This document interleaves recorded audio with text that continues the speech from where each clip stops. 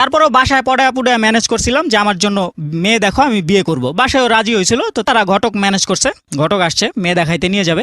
তো যথারীতি সেই পুরনো নিয়ম, ঘটককে শিখায় দেওয়া হয়েছে যে মেয়ে পক্ষ থেকে ছেলে সম্পর্কে যা যা জানতে চাইবে একটু বাড়ায়া বাড়ায়া বলবেন। ছেলের মাথা উঁচা রাখতে হবে কিন্তু। ছেলে সম্পর্কে যা জিজ্ঞেস করবে বেশি বেশি বলবেন। তো ঘটক মেয়ে দেখাইতে নিয়ে গেছে, মেয়ের বাবা ঘটককে জিজ্ঞেস করছে, ছেলে কি চাকরি বাকরি কিছু করে?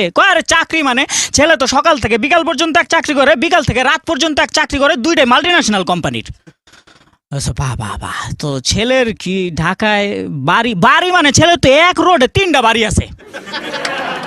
বাহ বাহ বাহ, তো ছেলের কি গাড়ি? গাড়ি মানে ছেলের তো 2টা গাড়ি, লগে একটা লঞ্চও আছে।